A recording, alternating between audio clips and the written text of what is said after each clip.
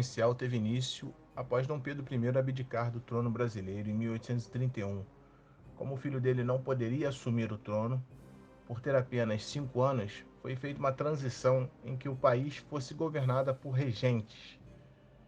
Nesse período, o Brasil teve uma breve experiência de descentralização do poder, que resultou em uma série de rebeliões em diferentes províncias. A abdicação de Dom Pedro I causa um desgaste na relação do imperador com a elite brasileira. Durante seu reinado, Dom Pedro I impôs a Constituição de 1824, na qual centralizava o poder político em sua figura, prejudicando os interesses dos constituintes brasileiros que defendiam a restrição dos poderes imperiais. Além disso, a derrota na Guerra Cisplatina e os impactos dela na economia brasileira foram cruciais para a perda da popularidade do imperador.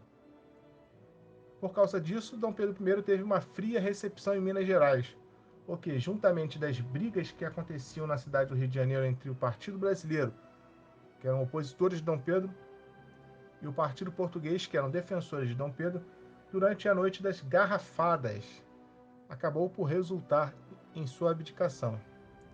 Sim, já existiam os Minions e os Mortadelas naquela época.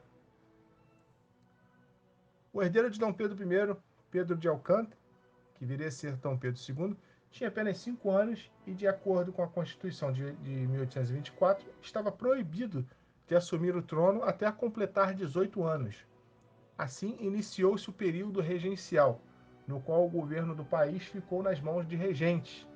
Enquanto isso, Pedro de Alcântara foi tutorado por José Bonifácio, que o preparou para subir ao trono. O período regencial brasileiro vai de 1831 até 1840, quando a maioridade de Dom Pedro II foi antecipada para que ele assumisse o trono do Brasil. Esse período de 9 anos pode ser dividido basicamente em 4 períodos: a regência trina provisória, regência trina permanente, regência una de Feijó e regência una de Araújo. Destacou-se nesse momento a atuação de 3 grupos políticos que, ao longo da regência, foram transformando-se em 2 grupos que dividiram a política brasileira no segundo reinado. Os grupos políticos do período regencial eram os liberais exaltados, liberais modernos e os restauradores. A decisão mais importante tomada nesse período foi a aprovação do Ato Adicional de 1834. Esse ato foi considerado uma vitória dos liberais exaltados, pois promoveu uma série de emendas na Constituição de 1824 e concedeu maior autonomia para as províncias brasileiras. Alguns historiadores afirmam que o Ato Adicional de 1834 iniciou uma breve experiência republicana no Brasil monárquico. Com essa medida foi determinado que o poder moderador não tinha validade durante o período das regências e que o Conselho de Estado do Imperador seria abolido. A mudança mais importante permitiu o surgimento de assembleias provinciais, as quais teriam atribuições que até então não existiam. Assim foi permitido, por exemplo, que as províncias criassem impostos locais e nomeassem e demitissem funcionários públicos.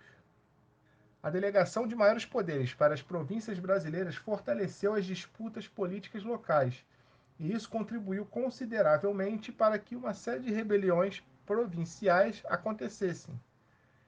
Essas rebeliões possuíam motivações específicas relacionadas ao contexto político-social da própria província. As principais rebeliões provinciais que aconteceram durante o período regencial foram a Cabanagem, a Balaiada, a Revolta dos Malês, Sabinada e Revolta dos Farrapos.